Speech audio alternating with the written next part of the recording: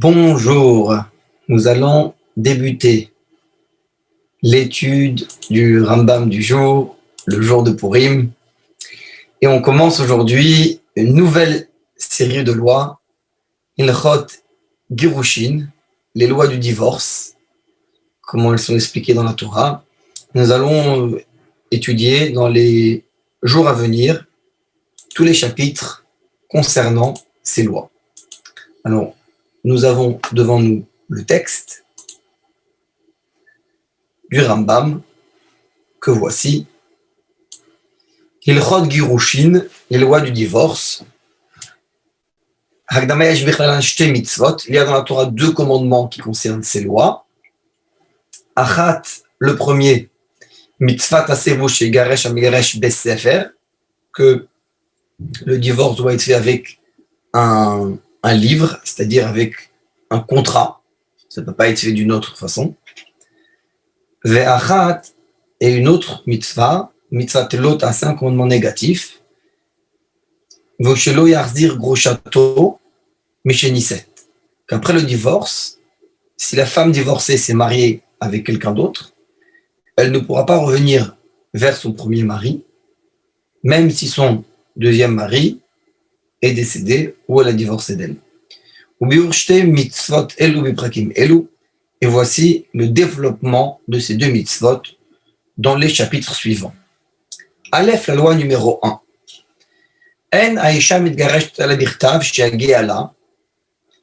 Une femme ne peut être divorcée uniquement avec un get, un contrat. Il y a 10 éléments essentiels dans la validité d'un divorce dans la Torah, que voici.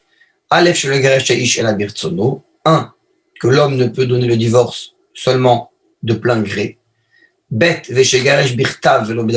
ça doit être fait à l'écrit et pas d'une autre façon. Que le sens de ces écrits, c'est-à-dire de ce contrat, et qu'il se sépare d'elle, et qu'il n'y a plus de kinyan d'appartenance d'elle à lui. Que ça coupe entre les deux. Ça doit être écrit spécialement pour elle, ça ne peut pas être un contrat prototype qui est distribué. Qu'une fois qu'il a été écrit, il est prêt à être donné. C'est-à-dire qu'on ne peut pas, par exemple, l'écrire sur quelque chose qui est attaché au sol. Une fois qu'on a écrit, il faudra d'abord le couper avant de le donner. C'est invalide. Zayin là, ça doit être donné à elle. Chet edim, il faut le donner à elle devant deux témoins valides. Tet yitneula betorat gerushin, ça doit être donné en tant que divorce, c'est pas comme un papier surprise qu'ensuite elle va découvrir c'est quoi. Yud, 10e condition, celui qui donne doit être nécessairement le mari ou l'émissaire du mari. Tous les autres détails du get sont des conditions des sages, puisque ces 10 choses-là sont de la Torah. Donc, par exemple, la date, la signature des témoins, ça, ce sont les conditions des sages pour la validité. Et on va expliquer tout cela dans les chapitres suivants, c'est-à-dire à partir d'aujourd'hui dans les chapitres à venir. D'où on sait que ces 10 conditions-là sont de la Torah. Ce sera lorsqu'elle ne trouvera pas grâce à ses yeux, aux yeux de l'homme. Il devra écrire pour elle un livre qui sépare et la donnera dans sa main et la renverra de sa maison. S'il ne trouvera pas grâce à ses yeux, c'est-à-dire qu'il doit divorcer de son plein gré. Si elle s'est divorcée sans le gré du mari, c'est pas valide. Par contre, c'est pas la même chose dans l'autre sens. La femme peut être divorcée de son gré ou contre son gré. Gimel, Vekatav, c'est écrit dans le livre, donc c'est dans la Torah, puisque là on cite les versets dans le livre de Dvarim, la paracha de Kititse, où il y a les psukim qui parlent du divorce, et donc de là-bas on apprend les 10 conditions qu'on est en train d'énumérer. Vekatav, ça doit être écrit, ça doit être fait avec un écrit. Là, pour elle, l'ishma en son nom, Sefer écrit tout, un livre qui coupe, Davra Koret Beno le Benav, lo Alea Reshut, qui coupe entre les deux, et qu'après ça, il ne va plus rester de lien, c'est-à-dire que elle n'appartient plus à son mari, ni ses choses, ni ses objets, ni etc. On va expliquer que si ça n'a pas coupé entre les deux, ce n'est pas valide. Benatan Beyada, il faut la donner dans sa main, mais la mettre, il doit donner dans sa main à elle, ou bien son émissaire à elle, qui est considéré comme sa main. Ou bien son domaine qui est considéré comme sa main, comme nous allons l'expliquer plus loin. Veshilcha, il la renverra, le sens du get, c'est que lui la renvoie. Pas que lui, il la quitte, mais que lui la renvoie. On va expliquer toutes ces choses-là, quelle est la différence concrète dans la halakha, dans les chapitres suivants. Dalet, Ketzad. Comment ça marche? Il y a la raison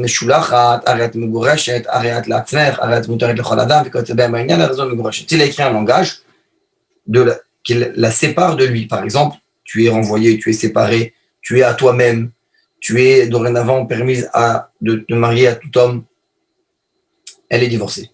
Et le sens du get, c'est que dorénavant, elle est coupée de lui, donc elle peut se marier avec la personne qu'elle souhaite. Mais si elle écrit « Je ne suis plus ton mari, je ne suis plus celui qui vit avec toi », donc là, c'est lui qui s'exclut, c'est pas valide. Parce que dans le verset, c'est écrit « Il la renverra ». Donc le langage du texte doit aller dans le sens de ce verset, que c'est lui qui la renvoie. Pas que lui, il quitte.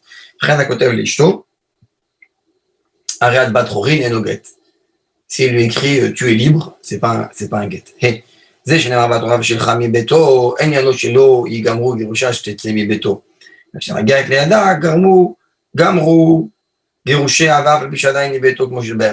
renvoyer de la maison, ça ne veut pas dire si elle est physiquement dans la maison, c'est-à-dire du moment qu'elle a reçu le get, elle est divorcée.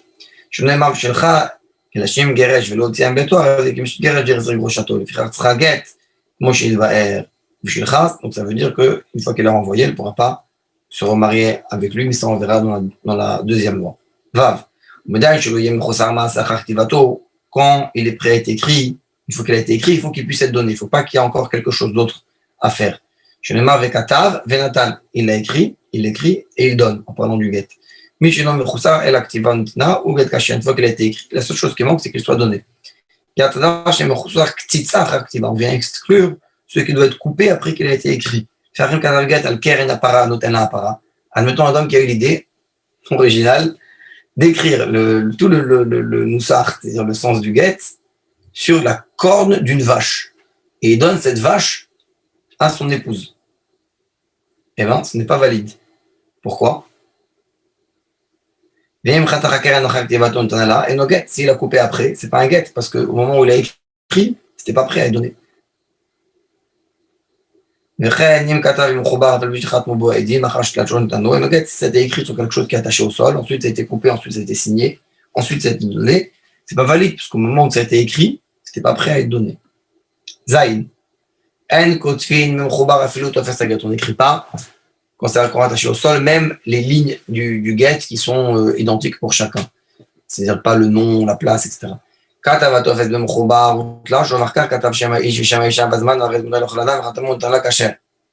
Si malgré tout il a écrit le texte commun quand c'est encore attaché, ensuite il a détaché, il a écrit le nom de l'homme, de la femme et le moment, et tu es valide tu pourras te marier avec chacun, et ça a été signé, c'est caché.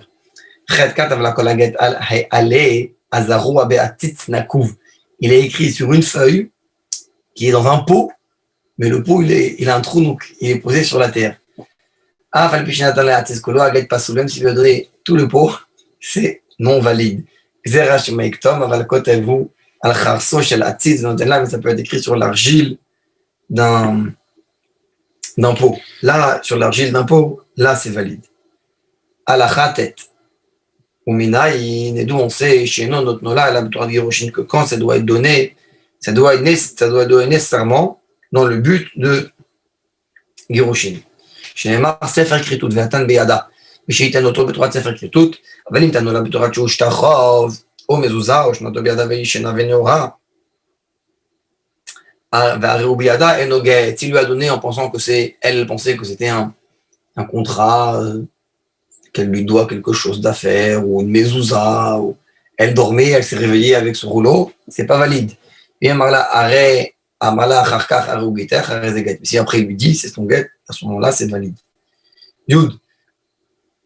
Amarle, dimre, ou guet, je ne t'en là, s'il y a des témoins, regardez le guet que je lui donne. Amarla, ensuite, il dit que c'est un shtachov, que c'est un contrat avec une dette, c'est valide. Je redis à Taïdim, je suis dans une toile de Chine parce qu'il a annoncé au témoin qu'il le fait pour un divorce. Maintenant, peut-être il a dit après le mot devant elle, contrat de dette parce qu'il avait honte d'elle. Yud Aleph, Amgaresh, Tershio qui t'en la guette, au moment où il lui donne, celui qui divorce doit dire voici ton guet, ou bien c'est ton guet. S'il a donné et il n'a rien dit au moment où il donne, ce n'est pas valide. Mais dans quel cas on parle s'il n'était pas au milieu d'une discussion de divorce? Mais si le contexte c'est le divorce, et lui donne sans rien dire, puisqu'on est en train de parler de ça, le get est valide. Yud Bet. גט שהיה מונח על הארץ ועמלת לי גיתך מלגבה כקונטלנט או שהיה קשור על ידו או על ירחו שתקפו ממנו אף על פי שעמלה אחר שבא ליד הרי גיתך אינו גט. S'il est posé par terre, il lui dit prends ton guet. Ou bien il est attaché à sa main et il a posé. Il lui dit c'est ton guet, c'est pas un guet. Shnemar v'natan biyada, il faut lui donner dans sa main. Lo shetikach ima atzmal, pas qu'elle le prenne seule et que lui le donne à elle. Marilonatana le roux et le choucho, il n'a pas donné lui ni son émissaire. Mais les michin là, le goufo, il taille à douche, la va à la, à guette, mais à la, vers Amala, mais si c'est courbé vers elle, lui a tendu la main, il a fait quelque chose pour lui, un geste qu'il donne, là c'est valide. Yud Gimel, nous l'avons fait dit, d'où on sait que ça doit être devant des témoins, à Omer, Al-Pishna, il va dire, Moshlosha, il dit, d'avoir une chose va être valide à partir de 2 ou plus, ou 3 témoins. Et Zoayom, Erva, la balle, la Bemitat Bedin, ou Lachat, Yemutar, de Belo Edim. C'est quelque chose qui est impossible, que cette femme-là, c'est une femme mariée. Donc aujourd'hui, elle peut s'approcher de personne. Et celui qui s'approche d'elle, qui a une relation avec elle, c'est la peine capitale, d'après le Beddin. Et demain, elle doit sortir de ce statut. Donc c'est le divorce, c'est quelque chose qu'alachiquement, c'est très fort, parce que ça va permettre la femme de se marier avec quelqu'un d'autre. Donc comment pourrait-on faire une telle chose sans édim, sans témoin? C'est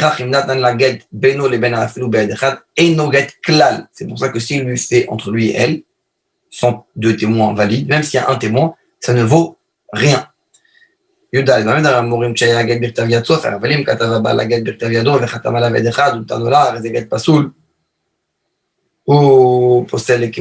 quel cas on parle, si c'est écrit par un scribe, mais si c'est le mari qui a écrit le guet de sa main, et il y a un témoin qui lui a donné, et qu'il a donné, c'est un guet qui n'est pas valide, mais qui est quand même possède pour la keuna.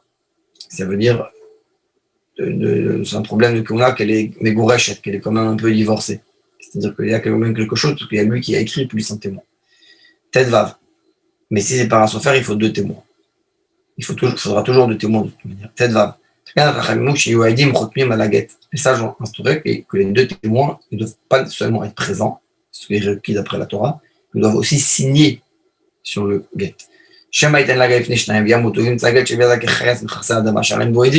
Peut-être demain ils vont décéder, on lui a donné ce papier, ils ne vont rien parce qu'on ne sait pas qu'il y avait 2 témoins.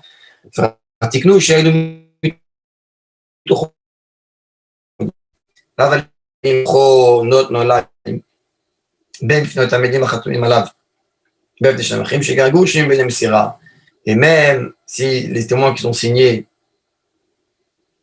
et quand il faut le donner, il faut toujours 2. Soit les 2 qui ont signé, ça peut être aussi 2 autres. Parce que l'essentiel, c'est les Edem Sira, les témoins qui lui donnent.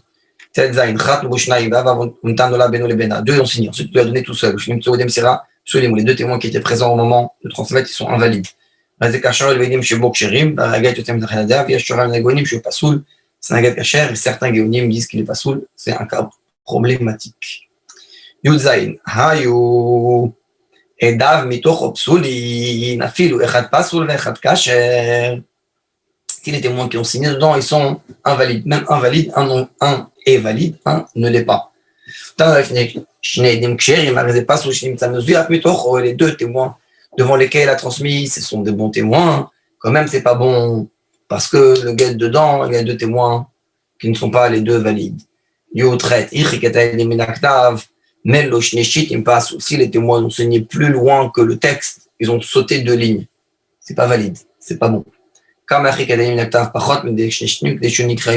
faut que ce soit proche. Comme ça, c'est la même chose. Il n'y a pas d'espace au milieu. Même dans le si le gars est dans sa main, il n'y a pas les deux témoins qu'il a été transmis. Mais si il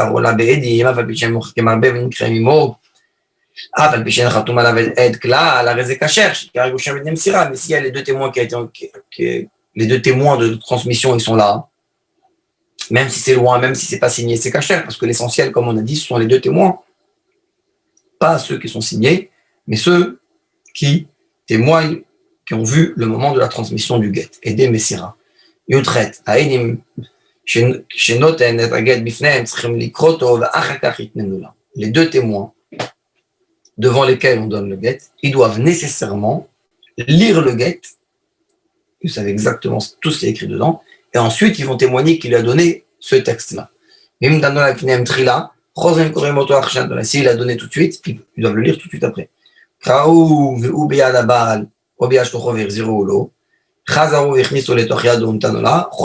Si lui l'a remis, il l'a ressorti, il faut qu'il relise pour être sûr que ceux qui donnent, c'est ceux qu'ils ont lu. Chaf.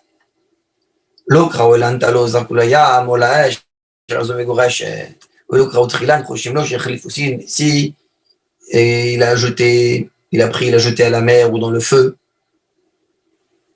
et ils l'ont pas relu, elle est divorcée, c'est-à-dire après qu'elle a été donnée. Puisqu'ils l'ont lu avant, on ne pense pas qu'il a changé. Même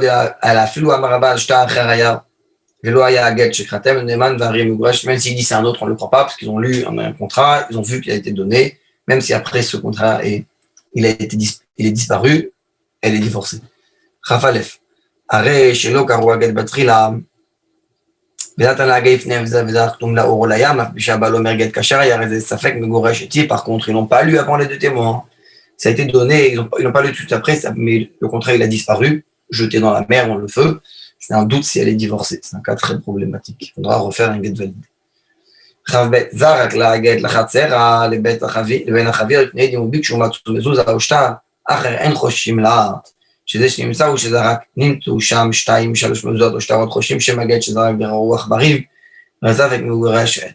S'il a jeté le guet dans la cour de la femme ou entre des barils, entre des ravillottes, des barils de vin ou des cuves comme ça, il y a eu des témoins, ils ont trouvé la bague contre lequel il y avait une mezouza ou qu'il y avait un contrat, ça vaut rien. Parce que chez Shimtsa ou chez Zarak, on ne pense pas que c'est ça qu'il a donné. S'il y avait plusieurs mezuzot, alors peut-être oui. Donc c'est peut-être pas ça qu'il a mis, peut-être ce sont des arbarim, des rats qui ont récupéré ce contrat. Donc il y a un doute, peut-être qu'elle est divorcée.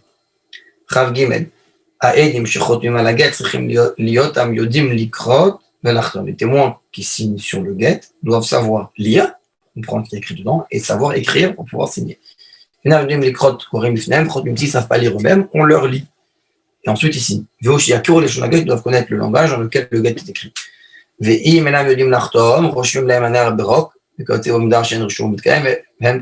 On peut leur écrire avec quelque chose qui n'est pas de trace, par exemple avec de la salive. Eux, ils vont écrire dessus pour signer. Même si on ne fait pas ça dans d'autres contrats. C'est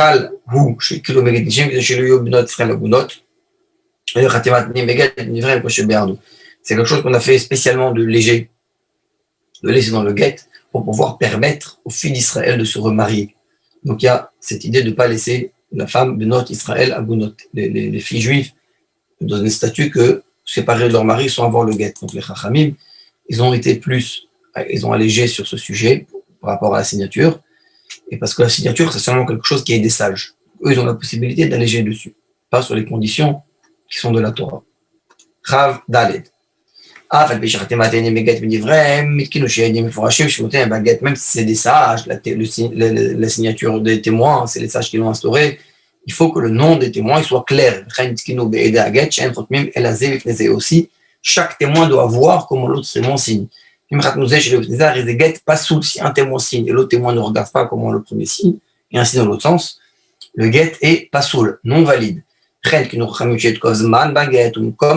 Tevatot et charge tarot. Et dans le get, il faut nécessairement, la Chachamim instauré qu'il y ait le temps, c'est-à-dire la date, et l'endroit précis, le nom de la ville, on puisse définir l'endroit où ça a été écrit comme dans tous les autres contrats.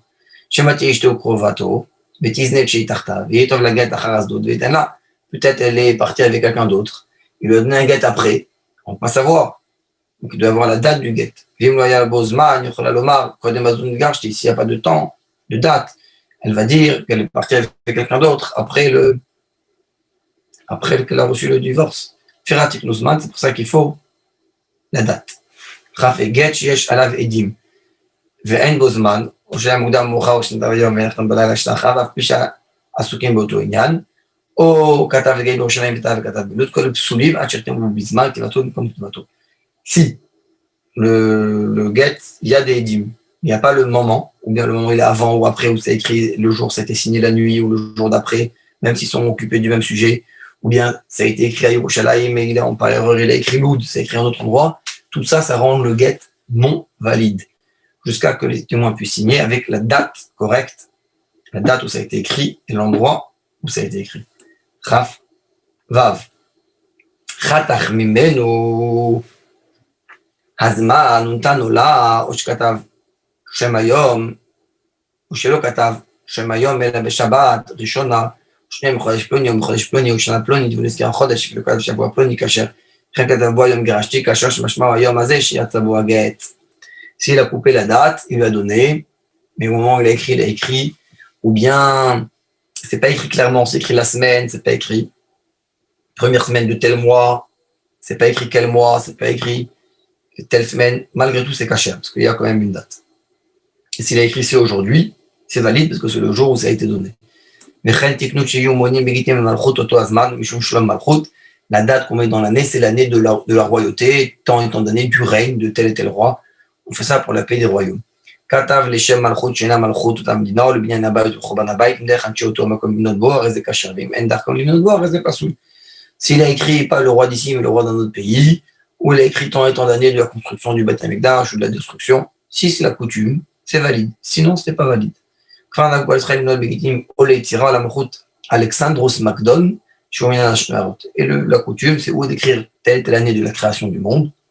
Aujourd'hui, on est l'année 5781 de la création du monde, où la coutume, c'était à l'époque d'écrire combien d'années depuis le règne d'Alexandre le Grand.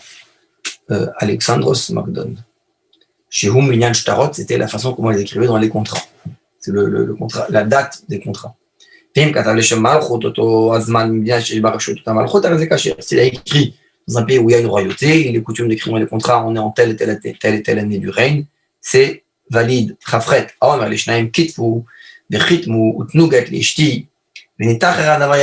quelqu'un qui a dit à deux témoins, écrivez, signez un guet, donnez-le à ma femme. Entre-temps, le temps est passé, ça n'a pas été fait, c'est passé des jours ou des années.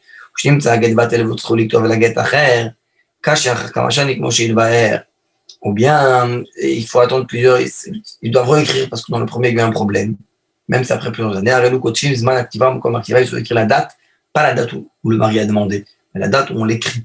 Pas l'endroit et la date où ça, il y a eu la demande. Ketzad, comment ça marche? Il leur a dit, à un endroit du Yerushalayim, durant le mois de Tishri, à deux témoins, écrivez, donnez un guet à mon épouse. Et ça a été repoussé, car ça n'a pas été fait, jusqu'au mois de Nissan, 6 mois plus tard, et ils sont à Loud, dans une autre ville. Il faut écrire la date Nissan et l'endroit Loud. Shamir Tavaget, qui charge Tarot, parce que c'est l'endroit où le guet a été écrit.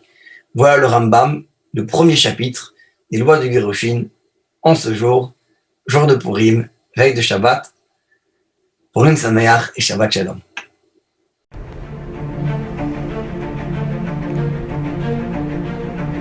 Et si connaître toute la Torah était possible, plongez-vous dans les joyaux de la Torah.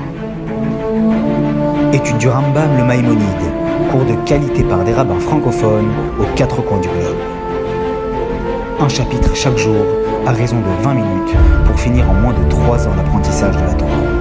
Relevez le challenge tous les soirs en direct à 20h30 ou 21h30 heure israélienne. Nos cours sont accessibles à tout moment, YouTube, Facebook et sur notre site torah24.com.